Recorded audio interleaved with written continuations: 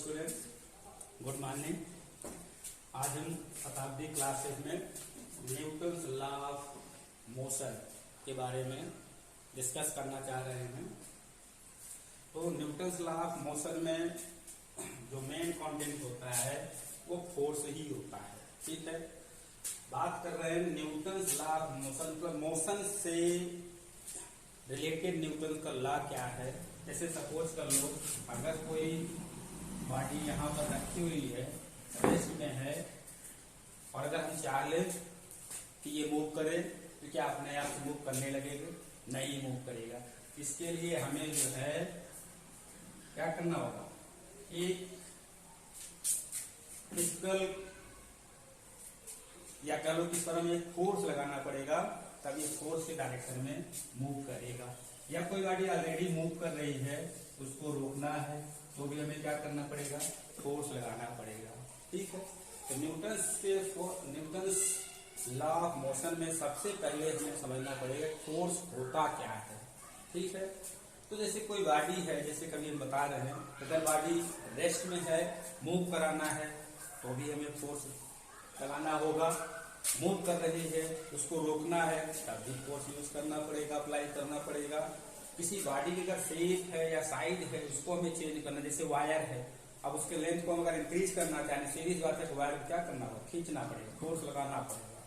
ठीक है, कोई बलून है जिसमें एयर फिल्ड है और उसको हम पुश करना चाह रहे हैं, दबाना चाह रहे हैं, तो भी हमें फोर्स लगाना पड़ेगा। ये सारा काम हम किसके द्वारा कर सकते हैं, फोर्स से कर सकते हैं। इसलिए हम फोर्स को डिफाइन कर सकते हैं कि force is that physical part by which we can change the position of body और शेप और size can be change and only try to do this all these things. ठीक है, डिफिनेशन में है क्या, ये force is that physical part which change or tends to change either the size or the shape or the state of rest or motion of the body। ठीक है, मतलब body के साइज को भी चेंज कर सकते हैं, शेप को भी चेंज कर सकते हैं, और बॉडी अगर रेस्ट में है तो मोशन में ला सकते हैं, मोशन में है तो रेस्ट में ला सकते हैं।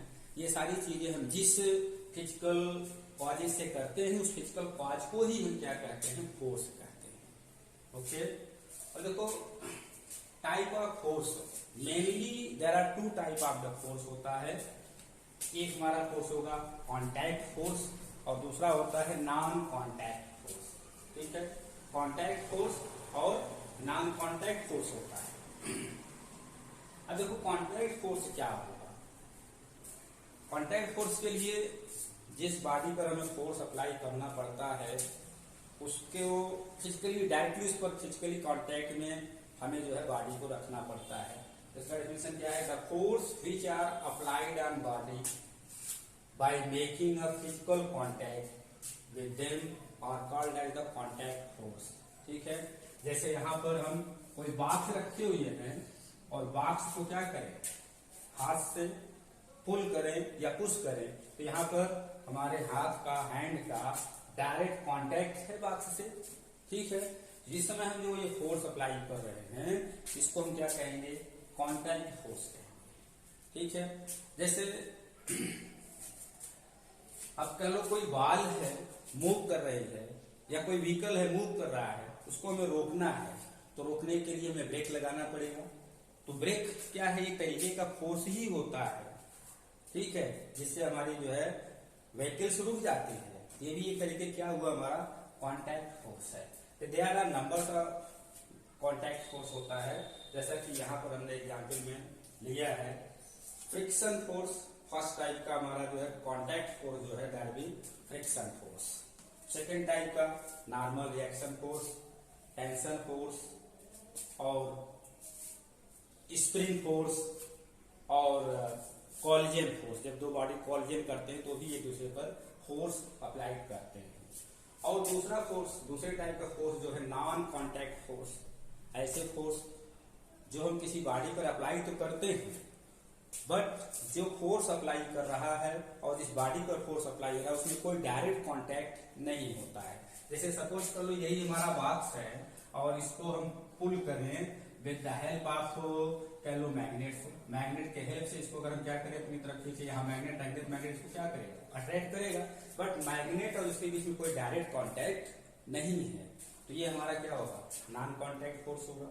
ऐसे ही अगर कोई हम ये पेन को अगर हम ड्रॉप कर दे, छोड़ दे, तो अपने आप ही क्या होगी, ये नीचे आ जाएगी। क्यों आएगी, ड्यू टू ग्रेविटेशनल फोर्स, क्योंकि अर्थ हर एक बॉडी को अपने सेंटर की तरफ अट्रैक्ट करती है, जिसको हम लोग ग्रेविटेशनल फोर्स कहते हैं। और इसी फोर्स को हम लोग वेट ऑफ द बॉडी भी कह देते हैं। Due to its weight body क्या होती है, अपने आप ही नीचे की तरफ गिरती है। ग्रेविटेशनल फोर्स बॉडी को अपनी तरफ अट्रैक्ट कर रही है, लेकिन यहाँ पर अर्थ और इस बॉडी के बीच में कोई डायरेक्ट कॉन्टैक्ट नहीं है। ये भी हमारा क्या है, नॉन कॉन्टैक्ट फोर्स होता है। ओके गाइस, अब हम यहाँ पर बात करने चल रहे हैं फ्रिक्शन फोर्स क्या होता है। कॉन्टैक्ट फोर्स में जो इतने सारे फोर्सेज हैं, इनको एक एक करके बताने चल रहे हैं कि कॉन्टैक्ट फोर्स होता क्या है। सॉरी, कॉन्टैक्ट फोर्स में फ्रिक्शन फोर्स, फ्रिक्शन फोर्स क्या होता है। तो क्लियर सी बात है, जैसे हम लोग अभी एक बॉल ले लें और फर्श पर क्या कर दें, मूव करा दें। जब फर्श पर मूव कराएंगे तो क्या होगी, ये बॉल रोल करते हुए जाएगा, इस तरीके से रोल करते हुए जाएगा। लेकिन कब तक जाएगा, एक इसकी लिमिट होगी, वहां जाकर क्या होगी, रुक गई। अब हमें ये सोचना है कि आखिर ये रुकी क्यों, क्योंकि हमने तो जो है जब इसको रोल किया था तो उस समय एक फोर्स दिया था, लेकिन उसके बाद ये फर्श पर मूव करते करते रुक क्यों गई। रुकने का मतलब ये हो गया कि यहाँ पर कोई न कोई एक फोर्स जरूर वर्क कर रहा होगा, जो इस बॉडी के मोशन का अपोज कर रहा था। ठीक है, ये फोर्स अगर दो बॉडी दूसरे कांटेक्ट में हैं और एक बॉडी उस पर रोल कर रही है, मूव कर रही है, कोई जरूरी नहीं रोल ही करे, मूव कर रही है, तो उनके बीच में ये फोर्स डेवलप होता है, ये फोर्स वर्क करता है जो उनके मोशन का अपोज करता है और मोशन के डायरेक्शन के जस्ट अपोजिट डायरेक्शन में होता है। जैसे अभी यही बॉडी है, हम इसको जो है एक फोर्स इधर लगाए तो क्या होगी, इस फोर्स के कारण ये बॉडी मूव करेगी। लेकिन जल्दी देखे होगी, जैसे अगर ये बड़ा सा बॉक्स है, हम जरा सा फोर्स लगा दे, क्या वो मूव करने लगता है, नहीं मूव करता है। क्यों नहीं मूव करता है, क्योंकि ये बॉक्स और ये सरफेस, इनके बीच में जो फ्रिक्शन फोर्स वर्क कर रहा है वो हमारे अप्लाइड फोर्स से ज्यादा तो नहीं हो सकता है, लेकिन अप्लाइड फोर्स में भी इतना उसमें टेंडेंसी नहीं है वो उसको अपनी तरफ खींच सके। ठीक है, ये फ्रिक्शन फोर्स आता कहां से है, फ्रिक्शन फोर्स जैसे कोई बॉडी कितना भी कितना कर दें, बट जो है अगर उसको हम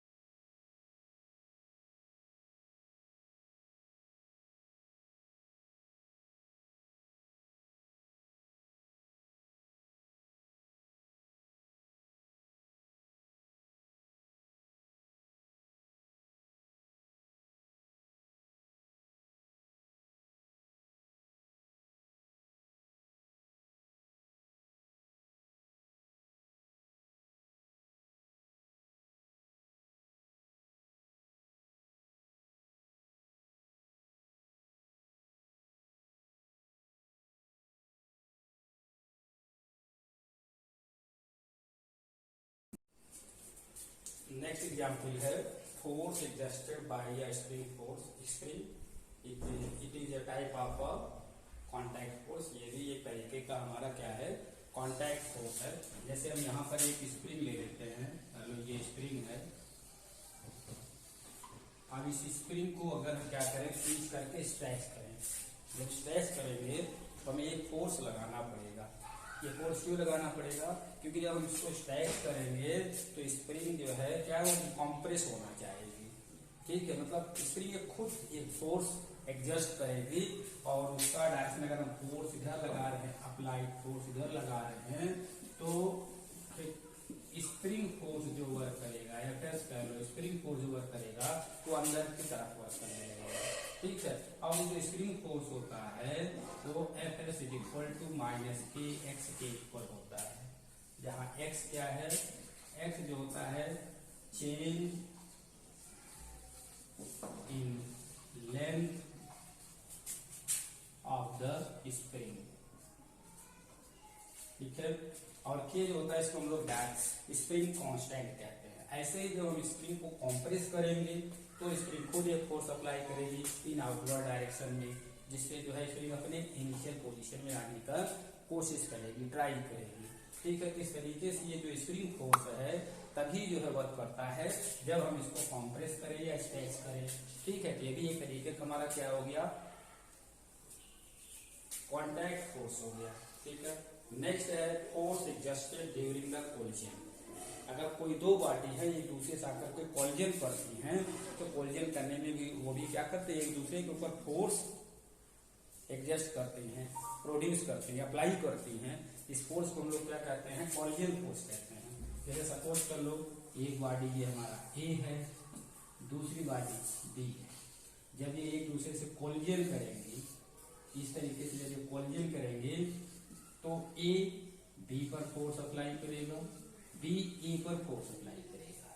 ठीक है, दोनों ही एक दूसरे के ऊपर फोर्स अप्लाई करेंगे, जिसको हम कोलिजन फोर्स कहेंगे।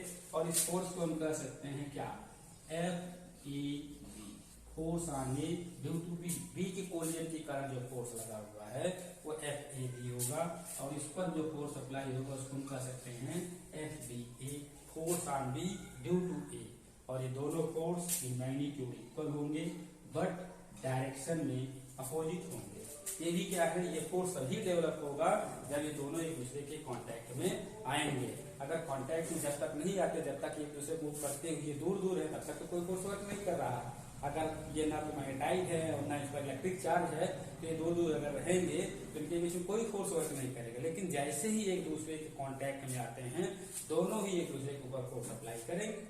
ठीक है, और ये दोनों फोर्स इन मैग्नीट्यूड इक्वल होंगे और डायरेक्शन में अपोजिट होंगे। तो ये भी कैसा हो गया, ये फोर्स तभी प्रोड्यूस हुआ जब एक दूसरे से कांटेक्ट में आए। इस तरीके से हमने यहाँ पर 5 एग्जाम्पल दिया हमने कांटेक्ट फोर्स का। ठीक है, नेक्स्ट क्लास में हम नॉन कांटेक्ट फोर्स के बारे में पढ़ेंगे। वैसे हमने बताया नॉन कांटेक्ट फोर्स हमारा ग्रेविटेशनल फोर्स होता है, इलेक्ट्रोस्टैटिक फोर्स होता है और मैग्नेटिक फोर्स होता है। बहुत सारे number of type of forces होते हैं जो हमारे क्या होते हैं, नॉन कांटेक्ट फोर्स होते हैं।